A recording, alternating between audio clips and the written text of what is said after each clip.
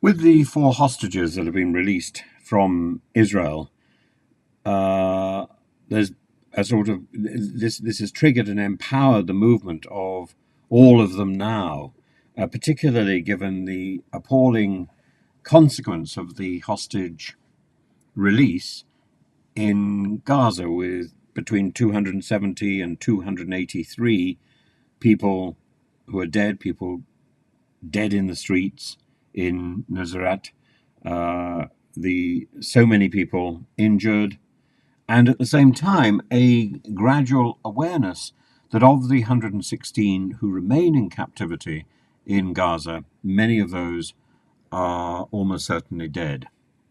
And Netanyahu, like Putin, seems to have this desire for an eternal war which stops any sort of recrimination, stops any sort of legal court cases, and the longer Israel keeps this war going on, ironically, the easier it is for Hamas to continue to recruit, or the easier it is for Hamas to recruit. The Netanyahu's war is Hamas's biggest gift for recruitment, and at the same time, Israel's international reputation is appallingly damaged. And in contrast to all that, Biden has got a plan which he calls Israel's plan, the Israeli proposal, but it doesn't quite sound like Netanyahu's proposal, does it? All hostages released, a ceasefire, and then the two-state solution. And the people who are particularly opposing this are people like Itamar Ben Gvir and Bezalel Smotrich, openly opposed to this proposal. Why? Well, first of all, both Smotrich and Ben Gvir are strong proponents of retaining full Israeli control over the West Bank, which they refer to as Judea and Samaria, and they oppose any territorial concessions to the Palestinians, viewing these areas as integral to the Jewish state. And part of that is the religious concept, which comes from the Hasidim, that the West Bank is the historical and biblical heartland of the Jewish state, of the traditional Jewish state, and therefore non-negotiable. And when land has been taken, it cannot be returned. The same sort of principle that you hear from Putin. The difference in this case is that it's anchored in biblical texts. These two people would also argue about security concerns. They would say that ceding territory to Palestine would compromise Israel's security, making it more vulnerable to attacks from Palestinian militant groups, not just Hamas, but other groups. And they believe a strong Israeli presence in the region is necessary to prevent and to thwart terrorism. Well, that clearly doesn't play out with any certainty, given the fact that a strong Israeli presence was already there, and on Netanyahu's watch, and the October the 7th event occurred. In addition, I think there's a distrust of the Palestinian leadership, and that there isn't a strong Palestinian leader who can take control both over the West Bank and, importantly, over Gaza, and therefore can control the potential violence that could be brewing against Israelis. There are problems with all forms of negotiation in the region because of mistrust, because of historical grievances, decades of conflict that have nurtured mistrust between the Israelis and the Palestinians, past failures of peace talks, that reinforce this skepticism, this belief that negotiations cannot work. And at the same time, there's also the collapse of basic politics, of political fragmentation, both on the Israel side and, importantly, on the Palestinian side.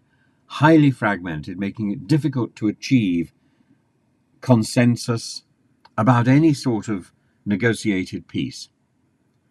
And in Israel particularly, the coalition governments that take place are stitched together with parties that have very different views about the relationship between Israel and its neighbors. And part of that is linked to the settlement expansion, the settlements in the West Bank, and indeed people have been encouraged to settle in Gaza once it's free of Hamas. There are adverts for this, particularly in the religious communities. Utterly shocking. And the settlements are a major point of contention for the international community, for the Palestinians. They are a significant obstacle to the creation of a viable, harmonious, and neighborly Palestinian state in a two-state solution. It's not just Israel that would have problems with a two-state solution. And that two-state solution, particularly because that second state, the Palestinian state, is divided, ensuring security for both Israel and for the Palestinians is critical and challenging and possibly impossible to establish without trust. And that trust is something which has been eradicated and made much harder by Netanyahu's war. So the movement, in contrast to all of this, the movement for the all of them now, which is a push for releasing all the hostages held in Gaza, releasing all the political prisoners held in Israel, is also a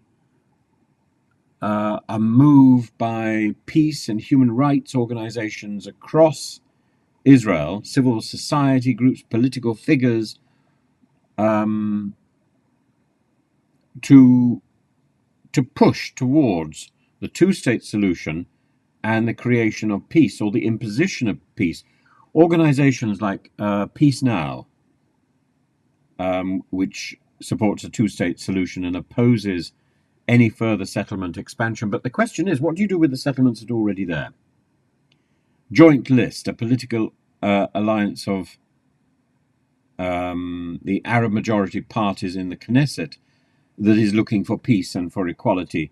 Meretz, which is a left-wing political party that supports the peace process and the two-state solution.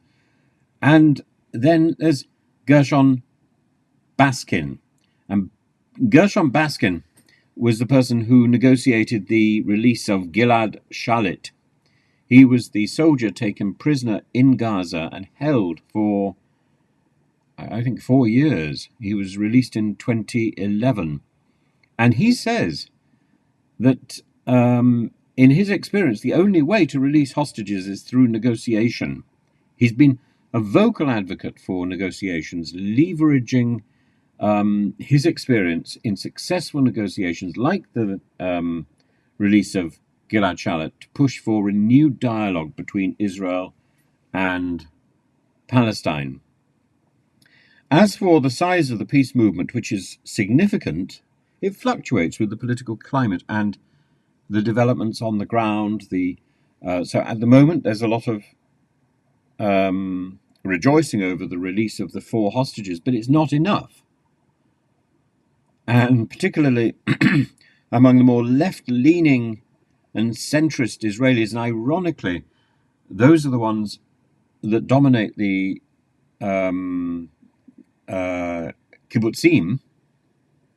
and therefore it was those the ones who want a relationship with the Palestinian state who were taken prisoner, who were taken hostage, and this peace movement, faces strong opposition from right-wing factions and from the settler movement that have significant power, huge influence in Israeli politics at the moment, but may not should Benjamin Netanyahu be forced to resign. Now, Benny Gantz's resignation the other day pushes Netanyahu towards election. Specifically, he says we want an election, and he expects, or he is hoping, to be the next Prime Minister of Israel. He's certainly not a dove, but he's not as bad as Netanyahu. And at the same time, should Netanyahu accept the Biden deal, which Biden calls the Israeli deal, the Israeli proposal, should Netanyahu accept that, then Gvir and Smotrich would rebel and quit the coalition, so triggering an election anyway. So there's talk of an imminent election, and it's not an election, I think, that Netanyahu is likely to win, because he is blamed for the attack on October the 7th anyway. He is blamed for not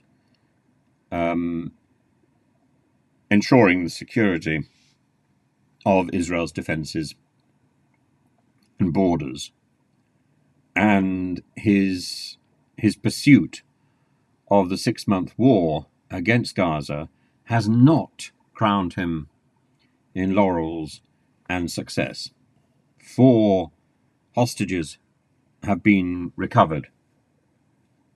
Many more were released through negotiations and the ceasefire, but only 4 have been recovered because of the military operation. And that military operation itself acts as a recruiting officer for Hamas. I think that Netanyahu's pursuit of war has been a fundamental disaster, and it is recognized across Israel. I think he will have great difficulty in the ballot box. I think he will have great difficulty at an election being re-elected, and that immediately pushes him into the courts. So I cannot see that Netanyahu is going to willingly enter the peace proposal. He's not willingly going to embrace the Israeli peace proposal, sadly.